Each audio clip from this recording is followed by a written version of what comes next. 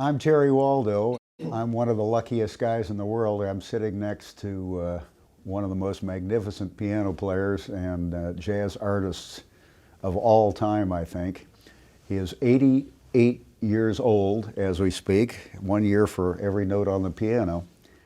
And I'm getting a chance to talk a little bit about his life and history. This is Dick Hyman. Thank you, Terry. Thank you. You know, I'm going to have to switch to a Bosendorfer because they have 92 keys on the extended There you keyboard, go. There you go. which gives me a few more. Exactly. Well, you made this one sound pretty good. I hardly know where to begin, but I think what I would like to start with is just to find out how Dick Hyman became Dick Hyman. And oh, you want to go into ancient history? Ancient history, and then we'll work our way up. When I was in college, I think I was a sophomore, maybe a junior. I won a contest on WOV, local radio station, on a program that was presided over by Fred Robbins. Do we remember him?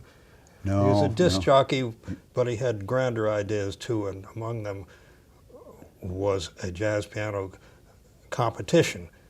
And I entered when I was in college, and I won. And the lessons, the prize was 12 lessons with Teddy Wilson, and that was an important experience. What year was that? Well, it was approximately 1946. So you were just in college.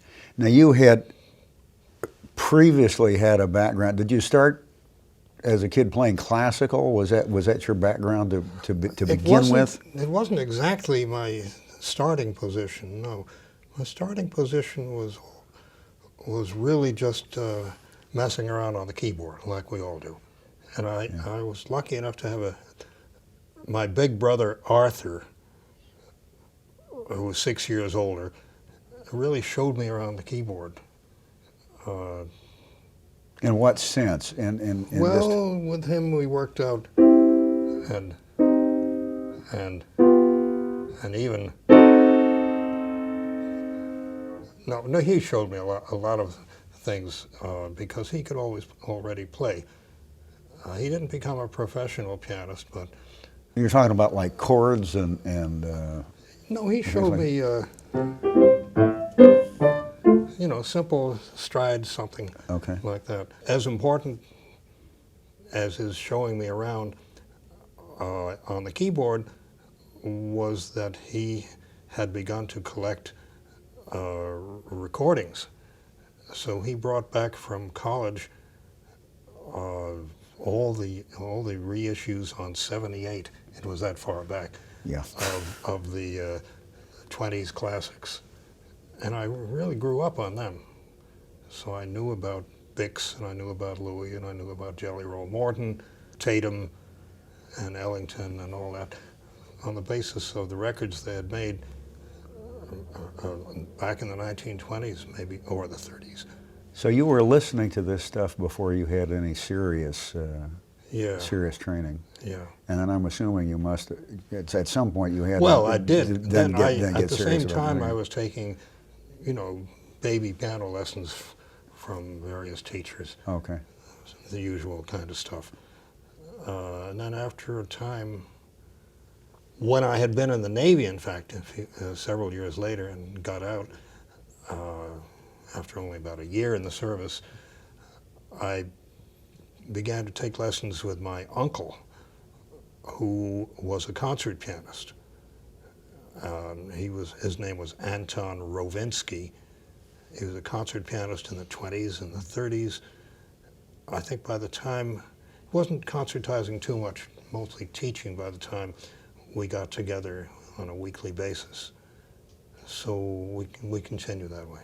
The primary influence all along was listening to the old records, trying to figure out how they did it. Did you learn the Chopin stuff and all those things in it? I didn't learn the complete repertoire by any means, but my uncle specialized in, with me, in Beethoven and maybe the easier pieces of Bach.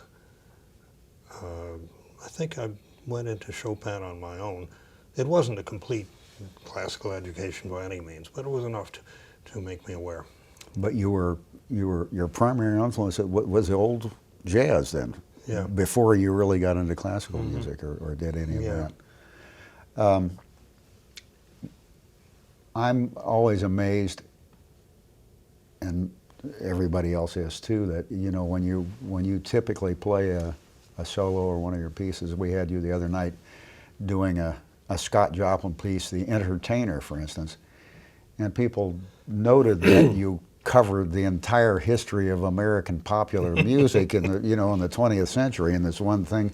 The way you improvised and brought in all this stuff, you have an enormous repertoire of devices and styles that you can you call on at will, without seeming to think about it. But you've explored so many of these things, and they're second nature to you right now, and you put them in your solos. At one time, we all went through the period of trying to play the old classics note for note, and I did that as close as I could with Joplin and the solos on the records that I mentioned. But later on, you don't need to be that historical about them, and I find I can mix and match. And after a while, that begins to turn into a different substance altogether. Yeah. And that's where I think that I've arrived now. I just mix and match. I can't think of anybody else right now that really does that the way you do. It's a very unique thing, and it's just marvelous to watch. We used to be so lucky in New York here to be able to go and hear you weekly. At several places. You were at Hanratty's, I remember, when. I was at Hanratty's. And Jay's and different places. I mean, some place in New York you could go out and catch you. I think Dick Wellstead must have recommended me for Hanratty's. He recommended me too. I was very lucky to get in. Very generous guy. I did that for Barney Josephson for some 4 years of Sundays. Not in the summertime, but otherwise, it fit in very neatly with the other stuff I was doing around town.